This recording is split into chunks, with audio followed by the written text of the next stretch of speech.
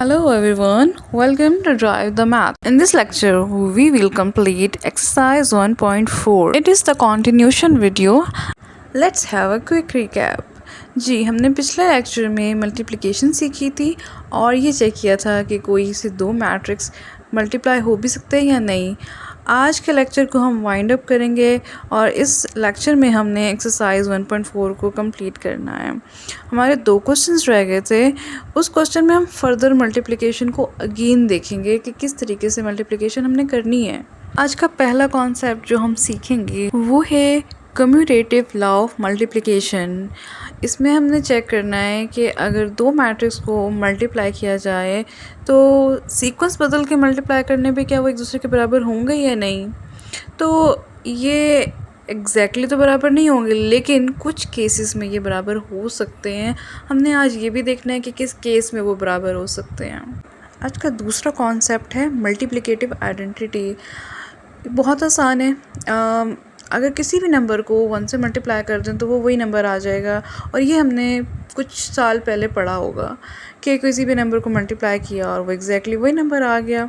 तो इसको हम कह देते हैं कि ये मल्टीप्लिकेटिव आइडेंटिटी है। बिल्कुल मैट्रिसेस में भी ऐसे ही है कि अगर कोई आइडेंटिटी मैट्रिक्स है, यानी कि जिसमें 1 0 और 0 1 की फॉर्म है, उससे अगर मल्टीप्लाई किया जाए तो वो मैट्रिक्स एग्जैक्टली वही रिटर्न हो जाएगा। अब इस कॉन्सेप्ट को समझाने के लिए मैंने दो मैट्रिक्स लिए हैं, एक ए और एक बी। ए रैंडम एंट्रीज का मैट्रिक्स है और बी देखा जा सकता है कि एक आइडेंटिटी मैट्रिक्स है। तो हम इस कॉन्सेप्ट के लिए ये करेंगे कि हमने ए और बी को मल्टीप्लाई करना है और राइट हैंड साइड पे बी को ए से मल्टीप्लाई करना है। मल्टीप्लिकेशन करने के बाद ये जो आंसर आपके पास आएगा, आप देख सकते हैं कि ये एग्जैक्टली आइडेंटिकल है, यानी कि दोनों साइड्स एक दूसरे के बराबर है। तो सिर्फ ये एक केस है जिसमें हम कह सकते हैं कि कम्यूटेटिव प्रॉपर्टी एग्जिस्ट करती है या होल्ड करती है। अदरवाइज़ बहुत कम केसेस हैं या बहुत कम नंबर्स या कम डिजिट्स हो सकते हैं जिनकी मल्टीप्लिकेशन विद इन मैट्रिक्स आपको सेम रिज़ल्ट दे। आपने ये बात याद रखनी है कि जब भी किसी मैट्रिक्स को आइडेंटिटी मैट्रिक्स से मल्टीप्लाई किया जाएगा तो वो मैट्रिक्स खुद ही आंसर होगा। अभी घबराइएगा नहीं कि हमने फटाफट मल्टीप्लिकेशन को कर दिया और किस तरीके से किया। हम एक दफ़ा इसको दोबारा से देखेंगे जो हमने प्रीवियस लेक्चर में किया था।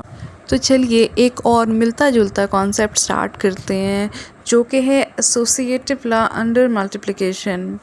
अब अगर आपको याद हो तो हमने एक एडिशन के लिए भी किया था और उसमें 3 मैट्रिक्स को प्लस किया था और उसके सीक्वेंस बदल के उनको जो है ना वो हमने ऐड किया था और फिर देखा था कि एंड में आंसर बिल्कुल सेम आ गया था। यहाँ पे भी कुछ ऐसा ही होने वाला है। यहाँ पे बताती चलूँ कि हमारी एक्सरसाइज का क्वेश्चन नंबर 5 का सेकंड पार्ट कुछ ऐसा ही है। बस फ़र्क इतना है कि इस लॉ का जो यहाँ लिखा हुआ है लेफ़्ट हैंड साइड उस क्वेश्चन का राइट हैंड साइड है, बाकी कोई फ़र्क नहीं है। सॉल्यूशन स्टार्ट करते हैं और सबसे पहले हम लेफ़्ट हैंड साइड ले लेते हैं। अच्छा, आप राइट हैंड साइड भी ले सकते हैं, कोई इशू नहीं है। लेफ़्ट हैंड साइड में अकॉर्डिंग टू BODMAS ए और बी पहले मल्टीप्लाई होंगे, देन वो सी में मल्टीप्लाई होंगे। तो मैट्रिसेस को अपनी अपनी जगह पे लिखते हैं और अब स्टार्ट करते हैं वो टेक्निकलिटी जो हमने प्रीवियस लेक्चर में भी पढ़ी थी और अभी एक नज़र उसको फिर दोबारा से देख रहे हैं हम। डियर स्टूडेंट, आपको 2 बॉक्सेस नज़र आ रहे होंगे, फर्स्ट मैट्रिक्स की रो 1 में और सेकंड मैट्रिक्स की आपको कॉलम 1 में। और उससे नीचे अगर आप देखते हैं तो यहाँ पे ये मल्टीप्लाई हुए हुए हैं। जी बिल्कुल, आपको मल्टीप्लिकेशन होके ये नज़र आ रहे होंगे कि फ़र्स्ट एंट्री को फर्स्ट एंट्री से और सेकंड एंट्री को सेकंड एंट्री से मल्टीप्लाई किया है। यहाँ आपको थोड़ा सा चेंज नज़र आया होगा।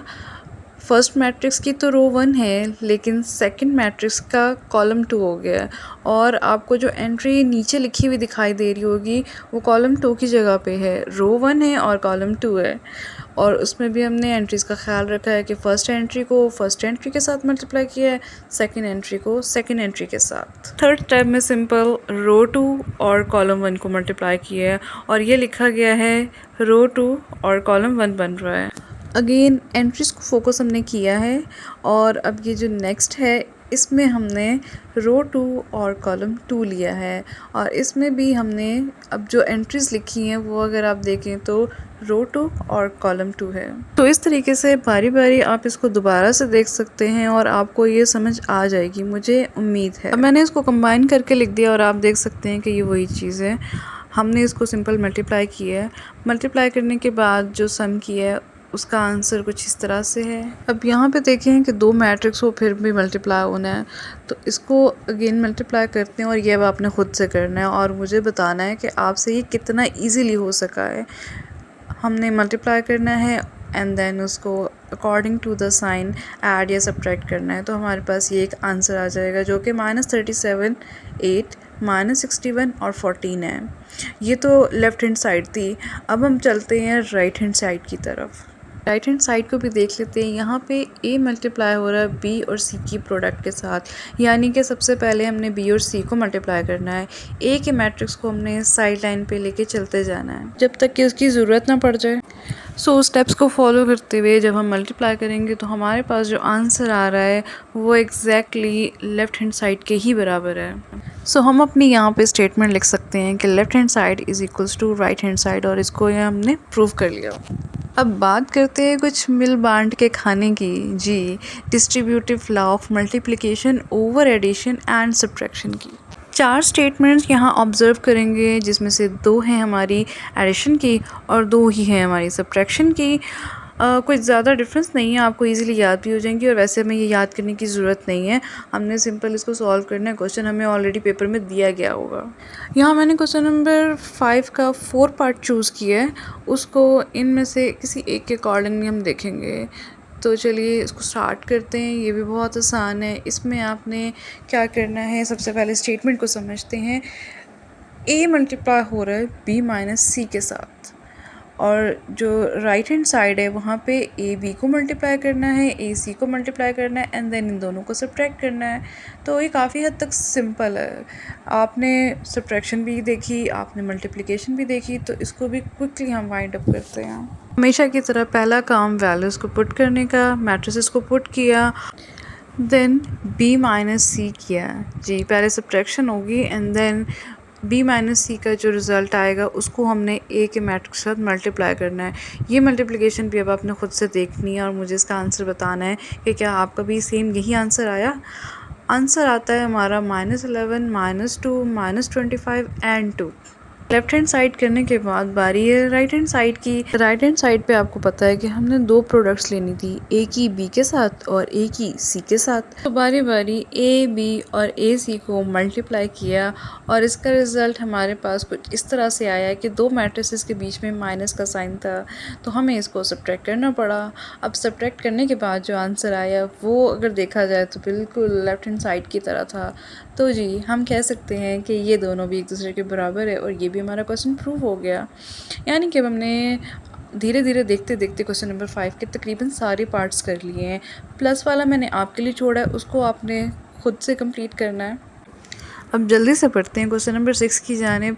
और क्वेश्चन नंबर 6 में हमारे पास 2 क्वेश्चंस हैं और ये भी एक सिंपल वेरिफिकेशन का क्वेश्चन है। अच्छा, मेरे टाइम पे जब मुझे वेरिफिकेशन के क्वेश्चंस आते थे ना मेरे पेपर में, तो मैं उनको बहुत इजीली और ख़ुशी से सॉल्व करती थी।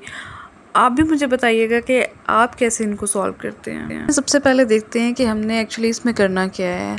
हमने इसमें 2 साइड्स को वेरीफाई करना है और वेरिफिकेशन में क्या है, ट्रांसपोज है। अब जितनी दफ़ा हम ट्रांसपोज कर चुके हैं प्रीवियस लेक्चर्स में, अब आपको तो वो बहुत ही आसान सा लगता होगा। हमेशा की तरह सॉल्यूशन स्टार्ट करते हैं और लेफ़्ट हैंड साइड ले लेते हैं। लेफ़्ट हैंड साइड में हमने ए और बी को मल्टीप्लाई करना है एंड देन ट्रांसपोज लेना है। तो मैंने इसको कंसिडर किया ए बी, यानी कि अभी मैंने फ़िलहाल ट्रांसपोज को थोड़ी सी छुट्टी कराई है और मैंने कहा चलो मैं इसका प्रोडक्ट लेती हूँ। तो प्रोडक्ट लिया, प्रोडक्ट में मल्टीप्लिकेशन हुई, मल्टीप्लिकेशन के बाद एक मैट्रिक्स आ गया और उसके बाद हमने अपने ट्रांसपोज को एक्वायर कर लिया।